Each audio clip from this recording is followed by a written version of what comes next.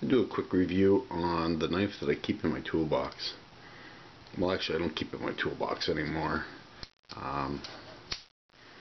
My dad had one of these, and I wish I would have kept it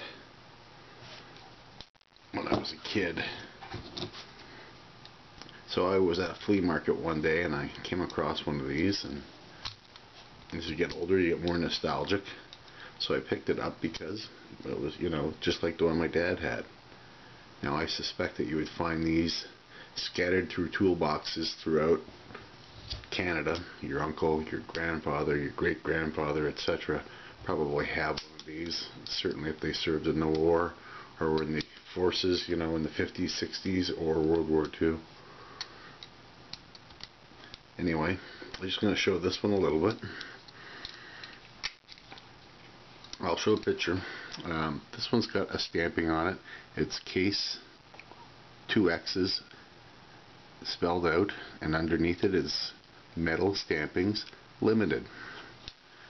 Now, as near as I can figure from the research that I've done, that indicates that that was made by Case in the States and shipped to Canada. Later on in 1948, they opened up a factory in Canada, and until the mid-50s made these actually in Canada, but the stamp was somewhat different.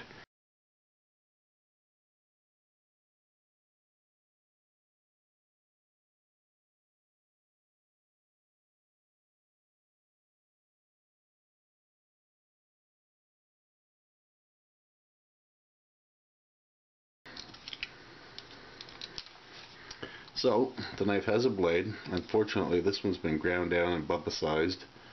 A Marlin spike.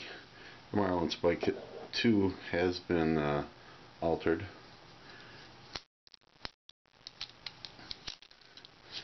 And a punch blade. There's some other data stamps on here. There's an arrow here. Now the arrow is a little bit suspect because normally those are surrounded by a C, indicating that they saw military service, but there's no C. It's here in Canada, so I'm not exactly sure what that means. Some people think that that means it's a counterfeit, but whoever had this was not trying to fool anybody. It literally came out of a old red toolbox at a flea market. And as you can see, they weren't too worried about military authenticity by grinding the blade down. Anyway, the blade's supposed to be 3 3/4 inches long, with a 4-inch spike, and then a punch blade. The steel that used is 1095, which is a good steel, and this does actually hold the edge when it's sharpened. One of the ways of determining the different blades, of course, is the data stamp that I explained. The shorter data stamp would indicate that it was a post-World War II model, although that could still be a veteran that saw service in Korea. Another way of determining it is the blade shape. World War I or the older style would probably have a different stamp, but they would be spear pointed, where this blade would be more of a sheep foot, and some of the later ones, that sheep foot was even more swept down. This knife is patterned after a 1905 model.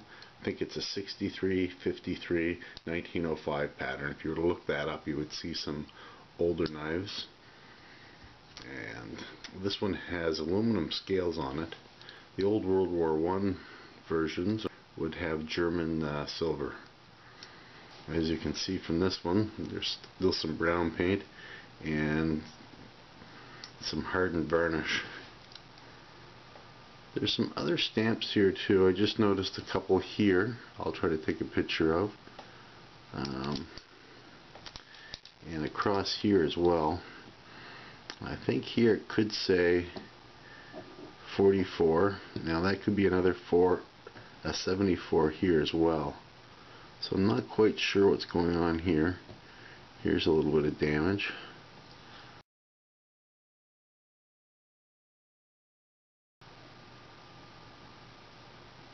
I'll post some pictures, and if you know anything about these blades, I would really appreciate a comments or a private message.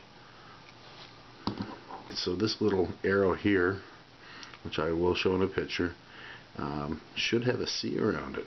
So I'm going to look at it a little more carefully and see if there had been one there, and maybe it just wore down. It doesn't appear to be the case. And then perhaps what that meant was it was made by Case and never accepted by the Canadian government, or never put into service. So it was only partially stamped. Perhaps it was stamped and then exported.